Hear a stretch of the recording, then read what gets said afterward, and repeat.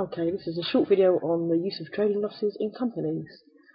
If we looked at the earlier video I did one on sole traders and how they can use their trading losses.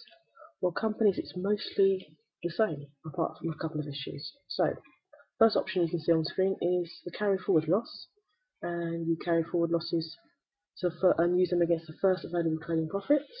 So that's the same as individuals. If a company has income other than trading income, they can use the trade loss against that income, so against total profits. And they've got a final option, they can carry back the loss against profits in the previous year as well, so total profits in the year before. So we're going to look at the three options in a little bit more detail now. So the carry forward loss relief is the same as for individuals. So if you have a loss in 12-13, you can carry it forward against profits in 13-14, and then you've got to use as much as possible, is the key thing. And if you have some left over after doing that, you carry forward to the next or the first available trading profits.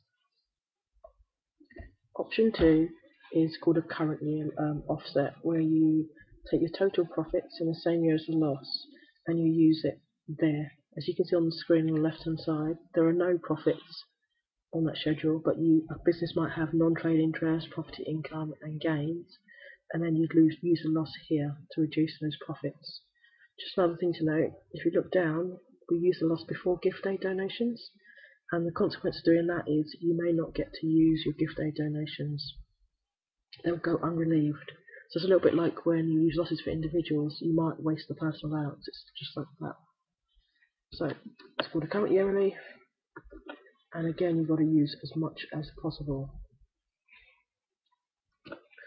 Last one is called the current year claim, followed by the carryback loss relief. So, the option I just showed you just a while ago, you do a current year claim and use against total profits of the same year as the loss. Once you've done that, if you still have profits left over, you can carry the loss back, or any remaining loss back, to the previous year. So you do exactly what we just did, still use it against total profits, still before gift aid donations. Again, the consequence could be that you could lose your gift aid donations, so unrelieved. But that's the consequence of doing that. One thing to be really, really clear on is you have to do the current year loss relief option, or the current year claim, before you carry back. Remember, with individuals, you could go back and then come forward, or do the current and then go back. But this one with companies, you've got to do current and then you've got to go back. Okay.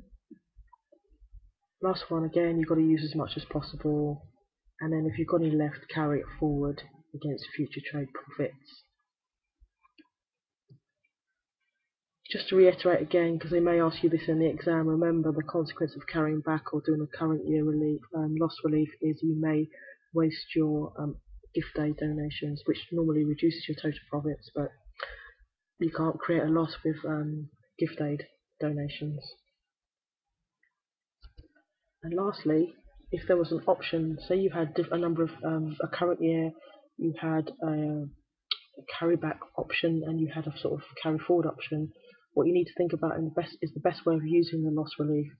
And what the best way to do it is you use it against the year in which your profits were taxed at the marginal rate, because the actual marginal rate is 25%. It's actually quite a high rate that you can pay tax at. Then you follow it by any year that your profits were taxed at the main rate, which is slightly lower, 24%. And what you've got to remember also, if you carry back, you're going to get a tax refund more quickly than if you carry forward. But then if you do carry back, you've got to think about that you may waste your gift aid donations.